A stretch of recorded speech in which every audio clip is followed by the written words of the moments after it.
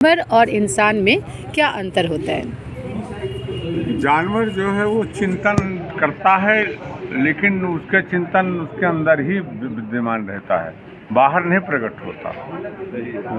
और जो पुरुष है उसका चिंतन बाहर प्रकट होता है, और उसका जो चिंतन है अगर गहरी चिंतन में आ गया तो जो चैत्य पुरुष की कल वार्ता हो रही थी, कल मीटिंग में चैत्य पुरुष के बारे में काफ़ी वार्ता हो रही थी।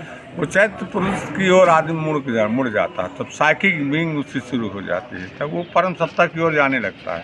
जब आदमी सतोगुणी हो जाता है, मनुष्य सतोगुणी होता है, और जब वो जो है जानवर भी सर्वगुण के संपन्न रहते हैं। सतोगुणी मतलब आप यहाँ क्या बतलाना चाह रहे हैं? सतगुणी के मतलब ये होगा कि जो सद्भाव में रहे, सद वचन बोले, सत्य के रास्ते में रहे। तो आपके नज़र में जो सत्य क्या मतलब सत्य क्या है? जो ये प्रकृति के 3 गुण हैं, ये सत्य, रज और तम। अच्छा, तो जो सत्य है वो प्रधान गुण है। वो तो तीनों में क्या अंतर होता है, थोड़ा अगर समझाएंगे तो? जो सत्य है वो ईश्वराभिमुख रहता है, आध्यात्मिक भाव में रहता है, ईश्वराभिमुख रहता है, वो सत्य भाव में रहता है। जो रजस भाव में है वो सांसारिक भाव में रहता है, उसकी अपनी सांसारिक वस्तुओं की प्राप्ति के लिए प्रेम, मोह, लोभ सब उसका बना रहता है।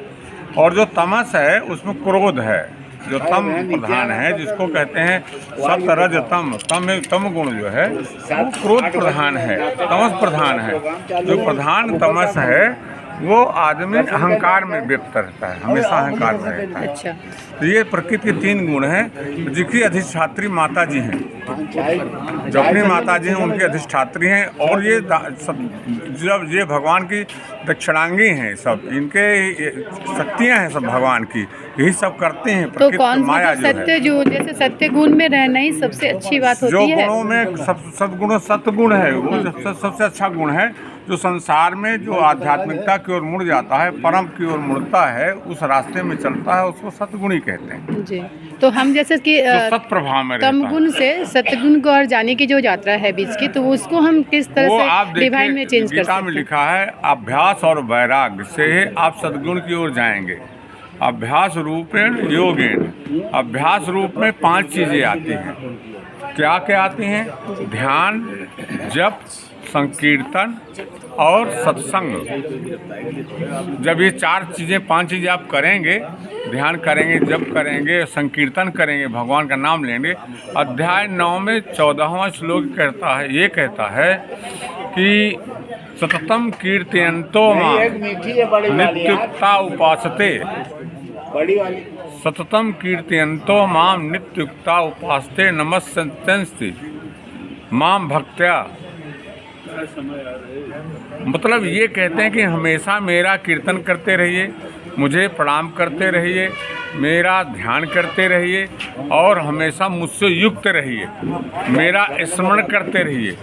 ये गुण हैं भगवान की ओर अभ्यास के। और सत्संग करिए, जो सत्संग हो रहा हम लोगों का, ये भगवान की ओर, आध्यात्मिकता की ओर, सत्य की ओर मुड़ने के रास्ते हैं। जो सतगुणी होगा वो यहाँ आकर के सत्संग करेगा, आपस में ही बैठ कर सत्संग की वार्ताएं करेगा। जो सत्पुरुष होगा वो आध्यात्मिक बात करेगा, जो रजोगुणी होगा संसार की वार्ता करेगा, क्या प्राप्त कर लें, क्या बिजनेस कर लें, क्या इसने कर लिया, कहाँ प्रॉपर्टी, क्या घर द्वार मकान, पत्नी बेटा, नौकरी मिली, IAS हुआ, PCS हुआ, बिजनेसमैन बड़ा हुआ। ये रजो प्रधान लोग ऐसा सोचते हैं। अच्छा। सत प्रधान भगवत तत्व की बात करता है। जो तम प्रधान है अहंकार में, कहीं नहीं जाना है, मेरे पास गाड़ियाँ हैं, मोबाइल हैं। तो अच्छा, अभी जैसे कि अभी जैसे कि मान लीजिए हमारा जैसे मन में एक क्वेश्चन जागता है, कभी कभी हम बैठते हैं तो कि हम तो कभी ना कभी कछुए थे या कुछ भी पशु थे, तो धीरे धीरे हमें ये मानव शरीर मिला है, ठीक है। तो अभी जैसे कि ये जो मानव शरीर मिला है, तो हम पहले जैसे क्या थे, आगे हम क्या होंगे, इसको लेकर मेरे मन में क्वेश्चन आते रहते हैं। देखिए ऐसा है, एक डरबन के सिद्धांत हुआ जो विकासवाद कहलाता जी। भगवान भी विकासवाद की ओर गए, जो उनका पहला अवतार हुआ मत्स्य। एक मिनट भैया, प्लीज आप लोग थोड़ा सा चुप हो जाइए, रिकॉर्डिंग कर रहे हैं, रिकॉर्डिंग करें प्लीज। तो जो भगवान में विकासवाद है, ऐसे विकास की ओर चलते चलते मनुष्य यहाँ तक पहुँचा है। मनुष्य के बारे में था कि पहले बंदर की योनि में था, चिंपांजी की योनि में था, फिर करते करते विकास होते मनुष्य की योनि में आ गया। अब से अरविंद जी का ये कथन है कि अब आदमी मानव से अति मानव की ओर जा रहा है। अतिमानव की ओर जा रहा। अतिमानस तो मन की एक ग्रंथि है जो उच्च स्तर तक चैतन्यता की कैसे। तो क्या ये अतिमानस ये बैराग से ही आते हैं? वैराग्य नहीं होता है, ये आपका अंतस से होता है। आप गृहस्थ में रह करके गृहस्थ संत कहलाएंगे। जैसे जनक जी थे, जनक जी थे विदेह कहलाते थे। देह में रहते हुए देह का भान न होना, संसार में रहते हुए संसार का भान न होना, वो विदेह कहलाते। जनक जी मतलब जनक जो जी सीता की पिताजी जगह, थे। तो जैसे कि वो जनक जी भी तो वो मरते समय वो राम राम, वो एक तो माया वो कैसे छूटेगी? नहीं, वो नहीं, तो माया वो उनका तो देखिए, राम के माया प्रति जो कभी माया किसी था की को छूटती उन्होंने नहीं है। उनका प्राण ही ले लिया ना।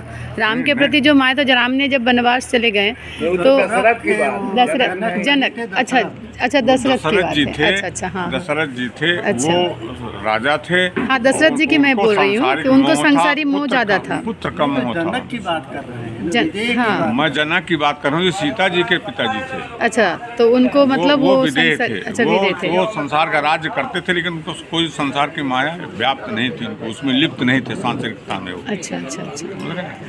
तो इस तरह के जो लोग हैं वो मतलब संसार में रहो लेकिन कुछ भी हो संसार में रहा है तो रहते हुए आपको भी डिस्टर्ब न आप करें। मैंने गुण में वर्त रहे हैं। इंद्रियां की बातों को भोग रहे हैं, लेकिन आपको उससे कोई अटैचमेंट नहीं। अच्छा, तो संसारिकता की चीज़ों को कोई अटैचमेंट नहीं होता है तो आदमी सद्गुणी हो जाता है। यहाँ रहते हुए भी मैंने निष्काम कर्म जो कहलाता है कि आप कर्म जो कर रहे हैं, लेकिन उसके प्रति क्या आपको फल मिलेगा नहीं मिलेगा इसका आपको कोई उसके चिंतन नहीं है। मतलब आप समत्व भाव में रहें। में समत्तम योग उच्यते गीता में है, जो सम भाव में रहता है उसी को योग कहते हैं। लाभ हानि जीवन मरण जो भी के बारे में कोई चिंता ही ना करे, जो करता सब ईश्वर करता है।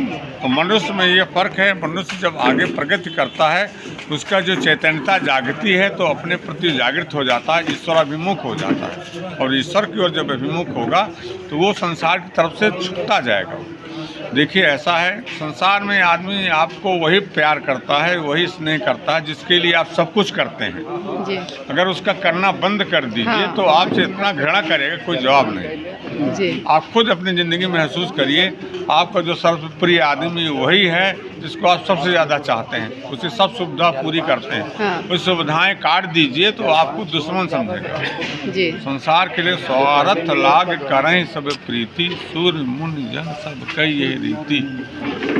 सूर्य नर मुनि सब की यही रीति है, स्वार्थ के हिसाब से। तो इसीलिए कहते हैं जब आप निष्काम भाव में रहेंगे, अपने दायित्व का निर्वाह करेंगे, लेकिन उसका आप यश नहीं गाएंगे, उसमें घमंड नहीं करेंगे, अहंकार शून्य रहेंगे। मनुष्य में और पशु में यही फर्क है।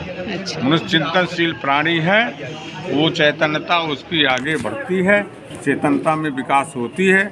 जब विकास होती है तो परम लक्ष्य की ओर जाता है। अच्छा तो अभी जैसे संसार में आपने रह करके भी निःशक्त भाव में रहेगा। अभी जैसे आपने ईश्वर के बारे में बताया, तो ईश्वर तो देखिए जैसे कि कोई किसी भी रूप में ईश्वर को पूजा करता है, तो मतलब किस जैसे हम पूजा करते हैं तो कोई मूर्ति पे पूजा करते हैं, तो ये और उसके बाद फिर उस जैसे कि वो मूर्ति पे ही हम लोग क्या उनका पूजा में इतना विलीन होते रहते हैं कि उनका सामग्री जुटाते ये करते तो भगवत मुहूर्त आते और कब पार हो जाते हैं हमको पता भी नहीं चलता। तो इसके लिए हाँ, इसके लिए एक हम आपको मानवीय उदाहरण देते हैं। आप हैं तो आपके कई रूप हैं, किसी की बहन है, किसी की माँ है, किसी की बहू है, किसी की बेटी हैं, कितने रूप बदल गए हैं। अभी आप वही हैं, आप वही। इसी तरह भगवान भी हैं, भगवान आपके वही हैं। आप जिस रूप में, कोई उनको सखा के रूप में, कोई उनके गुरु के रूप में, कोई परम प्रभु के रूप में, तमाम रूप में उनकी सेवा करते हैं। जो जिस भाव में उस भाव में वो दर्शन देते हैं। भगवान ने कहा जो जिसको पूजते हैं वो उस भाव में उसको मैं ही मिलता हूँ। गीता में भगवान ने कह रखा है कि जो जिस भाव में है, जिस भाव में जिसको पूजा करता है मेरी ही पूजा करता